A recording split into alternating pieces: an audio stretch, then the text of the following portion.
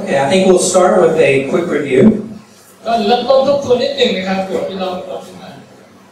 During the last session, what we talked about are presuppositions. ก็ทั้งก่อนหน้านี้เราก็พูดเกี่ยวกับเรื่องของการตั้งสมมติฐานหรือว่าการวิเคราะห์นะครับ We talked about that everybody has presuppositions. แล้วก็เราพูดเกี่ยวกับทุกๆอย่างที่เกิดขึ้นเนี่ยก็ว่าเป็นการที่เกิดวิวัฒนาการขึ้นมา And these presuppositions are determine what we call our worldview. แล้วก็สมมติฐานนั้นก็เหมือนกับว่าเป็นโลกทัศน์ที่เกิดขึ้น So an evolutionist will have a worldview.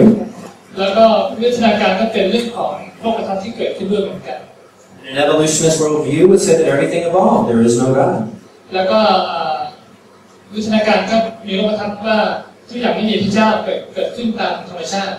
But a Christian creationist will say there is a God and everything came about through creation from God. แต่ว่าในคริสเตียนเราเนี่ยก็มีความเชื่อโลกทัศน์เรื่องเกี่ยวกับการทรงสร้างของพระเจ้าว่าพระเจ้าทรงสร้างทุกสิ่ง So at any time we see evidence, if that evidence again is a fossil, แล้วเมื่อเราเห็นหลักฐานฟอสซิลต่างๆเนี่ย an evolutionist will interpret it according to their worldview. แล้วก็นักวิชาการก็บอกว่าก็แปลตามมุมมองโลกทัศน์ของเขา But a creationist, a Christian, will interpret it according to the biblical worldview. แต่ว่าในความเป็นคริสเตียนนะครับเราก็มีความเชื่อเรื่องเกี่ยวกับตามโลกทัศน์ในมุมมองตามความคิดของเรา Now what I wanted you to understand from the last discussion is that evidence is neutral and must be interpreted. แล้วก็ตามที่เราคุยว่าคือหลักฐานต่างๆก็จะมีไม่ได้มีปัญหาอะไรแต่ว่าปัญหาคือเรื่องของการตีความ However, I think that evidence is very important. เราก็คิดว่าหลักฐานเป็นสิ่งที่มีความสำคัญ And I think if you really look at evidence, it supports creation model. แล้วก็หลักฐานก็จะสนับสนุนเรื่องเกี่ยวกับการสร้างด้วย So we're going to talk about a few things in the second half, a few types of evidence that really support the creation model well. แล้วก็เราก็จะพูดในช่วงหลังเนี่ยเกี่ยวกับเรื่องของการที่มีหลักฐานที่สนับสนุนเรื่องการสร้าง So again, we start. These are your two options basically. Either God created, there's a creator, or it evolved, it came about naturally. แล้วก็มีสองทางเลือกที่เราจะคิดคือว่าทุกอย่างเกิดจากการสร้างหรือว่าเกิดจากธรรมชาติที่ค่อยๆก่อตัวขึ้นมา Before we get to some of the evidence, we're going to talk a little bit about a few laws. แล้วก็เราจะคุยเกี่ยวกับเรื่องบางอย่างครับ Something that we often don't consider is what's called the cosmos. แล้วก็เราจะพูดเรื่องเกี่ยวกับคอสมอสนะครับจักรวาลใช่ไหม What the cosmos is mass, it's time, it's energy, matter, space. เป็นเรื่องเกี่ยวกับเนื้อที่สสารและการเวลาต่างๆ And the question might be, where did the cosmos come from? แล้วก็เรื่องของจักรวาลความกว้างใหญ่ไพศาลเนี่ยมันเกิดขึ้นได้อย่างไร We know that there's mass, we know that there's space, we know that there's energy, there's time. We know that. Where did it come from? ครับเรื่องเกี่ยวกับพลังงานสสารระยะเวลาต่างๆเนี่ยมันเกิดขึ้นได้อย่างไร And then we'll talk about what's called the law of biogenesis. แล้วก็เราจะคุยเรื่องเกี่ยวกับกฎของชีวิตที่เกิดขึ้นเองเป็นไปได้นะครับ So let's talk about the cosmos just a bit. แล้วก็เราจะคุยเรื่องเกี่ยวกับจักรวาลหรือว่าเรื่องเกี่ยวกับสสารต่างๆด้วย Now, an evolutionist, they will agree there is certainly space, matter, time. แล้วก็นักวิทยาการเนี่ยก็มีความเชื่อในสิ่งเหล่านี้ว่าสสารและพลังงานเป็นจุดเกิดแห่งอะไร But an evolutionist can never explain where space, mass, and time came from. แต่ว่านักวิทยาการก็ไม่สามารถอธิบายว่าสิ่งเหล่านี้เกิดมาจากอะไรบ้างเกิดขึ้นได้อย่างไร Of course, they accept it. In order for life to exist, there has to be space, matter, and time. แล้วก็เขาอาจจะยอมรับในสิ่งที่มีชีวิตเกิดขึ้นแต่ว่าเขาไม่รู้หรือว่าไม่สามารถบอกชัดเจนว่าสิ่งนี้มาได้อย่างไรมีมาได้อย่างไร But an evolutionist will just say we have to assume it always existed. แล้วก็นักวิทยาการบอกว่าดูเหมือนว่าอาจจะเกิดขึ้นโดย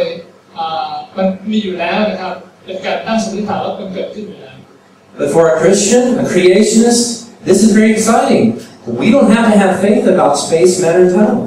แล้วก็ในฐานะเป็นคริสเตียนนะครับที่เป็นความเชื่อเรื่องการทรงสร้างเนี่ยเราก็บอกว่าเราไม่มีปัญหาเรื่องนี้เลยนะครับ If you open the first page of the Bible, the first verse of the Bible, what do we see? เพราะว่าเราเปิดหน้าแรกของพระคัมภีร์เราจะเห็นสิ่งที่เขียนไว้ด้านคือ This is one of the most amazing verses. The very first verse of the Bible is the most amazing verse. Read this. ก็เป็นประโยคแรกในพระคัมภีร์ที่น่าสนใจแปลกประหลาดมากครับที่เราเห็นก็คือ I'm going to read it in English again, followed by time. In English it says, "In the beginning, God created the heavens and the earth." ครับในเริ่มแรกพระเจ้าได้ทรงสร้างโดยได้สร้างฟ้าและแผ่นดินโลก Now here we have space, matter, time. ก็มีเรื่องของเวลาเรื่องของช่องว่างนะครับในที่ต่างๆ In the beginning, time. ในเริ่มต้นก็คือเวลา Who created? God created. ใครสร้างครับก็คือพระเจ้าทรงสร้าง What did He create? He created the heavens. สร้างอะไรครับพระองค์ทรงสร้างฟ้าสวรรค์ That's space. นั่นคือเนื้อที่หรือว่าช่องว่าง He created the earth. That's matter, mass. แล้วก็พระองค์ทรงสร้างโลกก็คือหมายว่าเป็นเรื่องของมวลและสสาร Now, whereas an evolutionist, they can explain where space, mass, and time came from, a creationist, in the very first verse of the Bible, can explain it completely. ครับคนที่เชื่อในเรื่องของทฤษฎีวิทยาการก็จะไม่มีความเข้าใจหรือว่าไม่เข้าใจเรื่องเหล่านี้ครับ The other interesting thing we must consider are these three, space, mass, and time, must have been created together at one time. แล้วก็เราต้องเข้าใจว่าสสารทั้ง3อย่างครับช่องว่างพลังงานเวลาเนี่ยถูกสร้างขึ้นในเวลาเดียวกันพร้อมๆกัน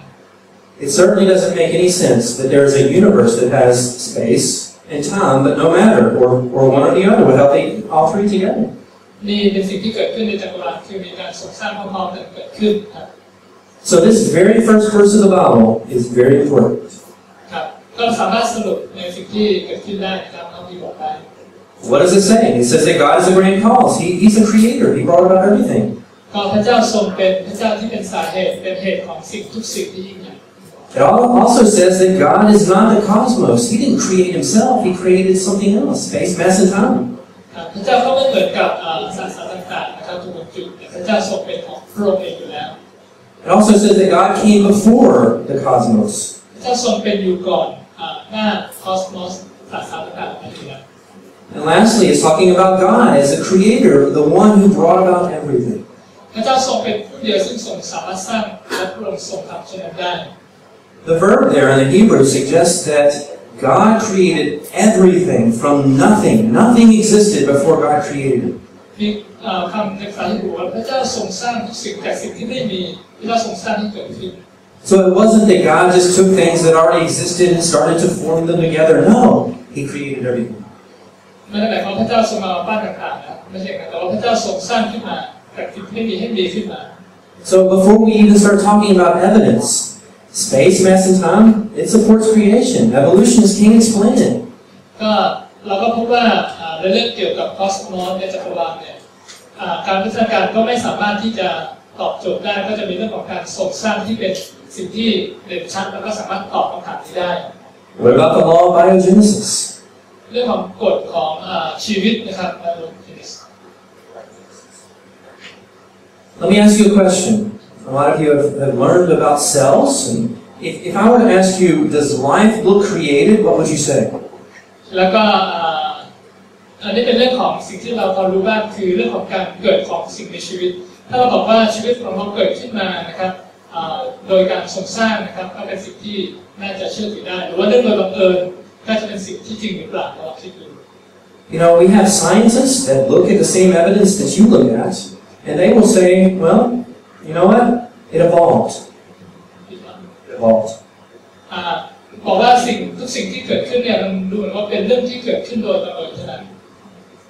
This quote, this is a scientist, his name is Francis Crick. I talked about James Watson in the first half. This is James Watson's partner, Francis Crick, and this is what he said. นักวิทยาศาสตร์คนหนึ่งชื่อ Francis Crick นะครับก็พูดถึงบอกว่า He says, biologists must constantly keep in mind what they see was not designed but evolved. นักชีววิทยาต้องจำไปตลอดว่าไม่มีผู้ออกแบบมีแต่การวิทยาการเท่านั้น Do you understand what he's doing? เข้าใจไหมครับในสิ่งที่เขาพูด He's saying, my mind tells me that these things look like they were created, but I have to say no, they evolved. นะครับ